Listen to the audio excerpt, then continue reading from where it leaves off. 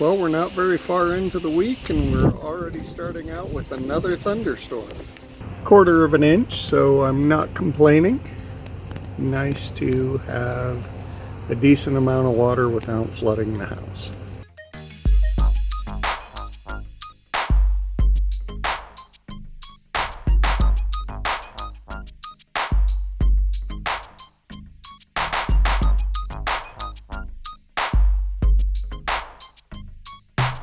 Well, I read a cool duology this last week by KayLynn Flanders, and the first one is called Shielded, and the second one is called Untethered. So Shielded is the story of Jenna Sarah, and she's a princess, and she's being married off to, bolster some relations between two different kingdoms. But on her way there, she gets her caravan gets attacked, and she ends up out in the wild.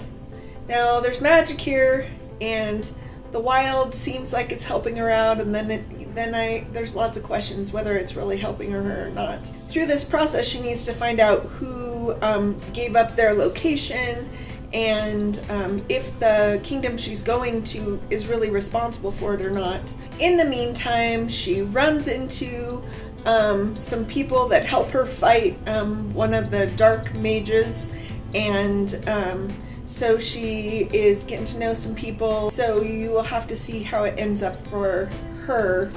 Then in Untethered, we get her brother's perspective, and also the perspective of her betrothed sister, and the two of them are headed off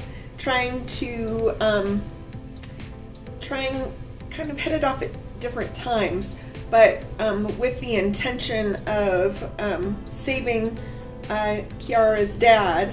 And so that starts kind of a treasure hunt for the Black Library, and they have lots to do. It was a fun duology. Fun magic wasn't overwhelming in its intricacy.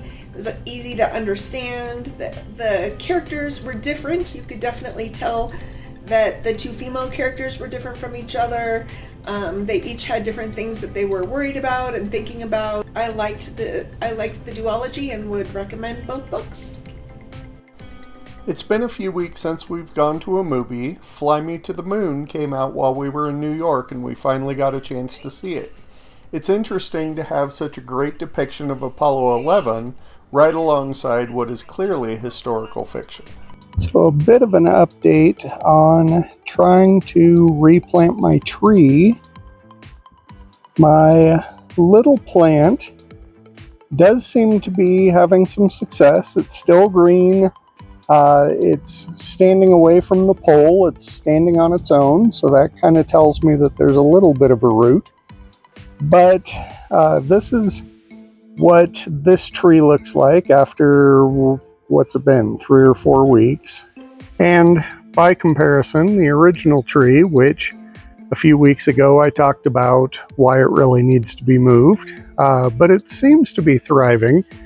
I mean, the upper branches, the branches from last year, are really dead, but new branches are really taking off, and it's thriving quite well.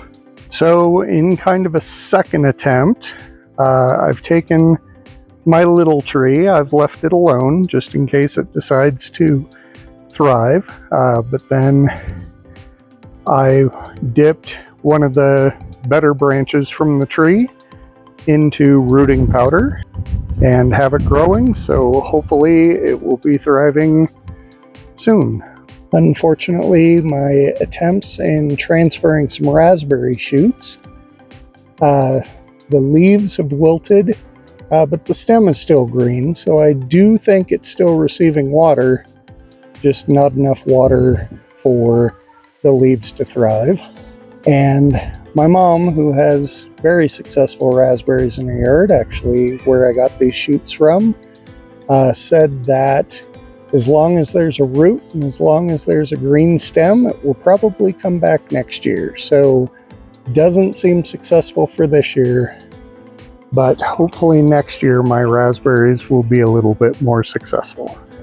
On Friday mornings when I'm available, I like to watch Popcorn Culture, which is a podcast with the Super Carlin brothers, during their Friday morning YouTube premieres. Since I'll be back at school next Friday, this seems to be the last premiere to catch for the foreseeable future. This week I read A Cuban Girl's Guide to Tea and Tomorrow by Laura Taylor Namey. It was a really interesting book about a young woman who knows what she wants in life, has her whole plan figured out, and then in the course of a couple months, and this all happens before the book, her boyfriend breaks up with her best friend ditches her, and her grandmother, who was her inspiration, dies. And she's just so broken that her family finally sends her to Europe, to England, in order to just give her a break and hopefully give her a chance to heal. The story is really about her coming to terms with, first of all, being sent away, and second of all, trying to find her place in kind of a new town and just a different atmosphere. She's from Miami, she's in a small town in England, and just the relationship that she ends up finding, and the friends, and the different pace of life, and how she's going to meld that back with who she is and what she always thought she was going to do. It was complicated and complex, and also just really well done. I enjoyed it a lot. There is a second book in this series that I'm thinking I will come back to when I have a few less books on my bookshelf that I need to get done in a timely manner, but I would definitely recommend if you're looking for a contemporary romance, YA, Cuban Girl's Guide to Tea and Tomorrow. Friday evening, we watched the opening ceremonies for the Olympics. The stage management of a stage that was 4 miles wide was really impressive to me. We enjoyed the Phantom of the Opera nods and the Les Mis nods. I thought the clip at the Louvre was really well done, and I appreciated the bells at Notre Dame. Much of the second half of the show was disappointing. I don't know if the rain affected the plan or what, but there seemed to be very little to watch for a very long while. We stayed through the entrance of the USA and the reveal of the rings and the lighting of the flame. The lighting was unique, but I suppose I just kind of expected more. I thought it was interesting that the balloon stayed stationary even when it got to its place, even though it didn't seem to be tethered at all. I'm guessing there was some sort of drone-like technology, so I guess that was kind of cool. By contrast, on Saturday morning we had our Douglas County Fair Parade in Castle Rock. I guess I had some similarities, that there were a few highlights, but on the whole it wasn't a very remarkable show. I guess we like what we like.